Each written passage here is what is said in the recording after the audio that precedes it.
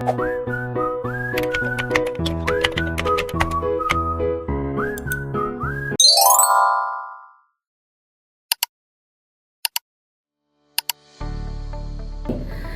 kegiatan BIMTEK ini ya ada modul wajib yang harus dipelajari dan betul-betul dipahami oleh pemandu lapang ini, yaitu modul terkait dampak iklim, kemudian pengelolaan OPT, dan konservasi lahan.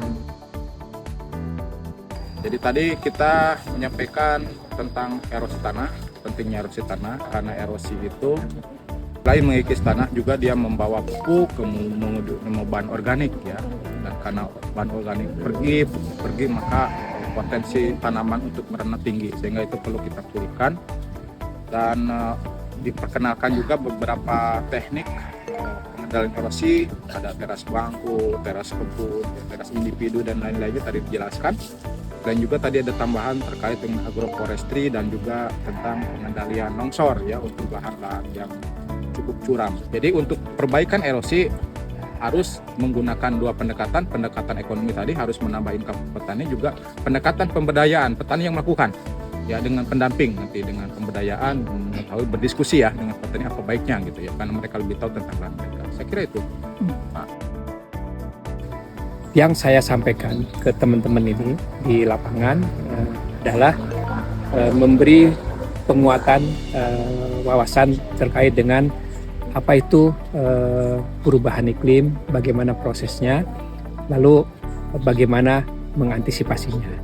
Nah, salah satu cara mengantisipasinya adalah dengan mengenal iklim lokal, iklim setempat. Jadi kami mencoba dengan para penyuluh POPT ini memperkenalkan teknik-teknik mengenal iklim lokal, iklim setempat melalui pengamatan bentuk, warna dan susunan awan, lalu kemudian juga dengan melihat perilaku tanaman liar dan hewan liar yang ada di sekitar mereka dan juga di sekitar lahan-lahan pertanian. Kira-kira seperti itu. Jadi teman-teman ini sedang melakukan namanya teknik ground seed, yaitu teknik untuk mengetahui berapa populasi hama pada fase tumbuh atau fenologi tertentu. Sehingga dari ground seed ini mereka semprot pakai insektisida saraf kontak, kemudian hama itu jatuh, kemudian mereka hitung apa jenisnya, kemudian berapa populasinya, kemudian dibandingkan dengan ambang ekonomi. Jika populasinya melebihi ambang ekonomi, maka mereka akan melakukan tindakan selanjutnya. Bisa dengan menggunakan pengendalian hayati, bisa juga dengan menggunakan insektisida berbasis mode of action atau cara kerja.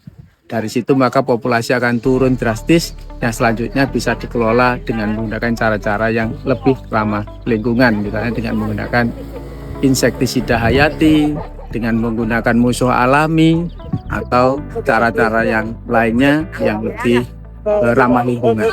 Demikian, terima kasih.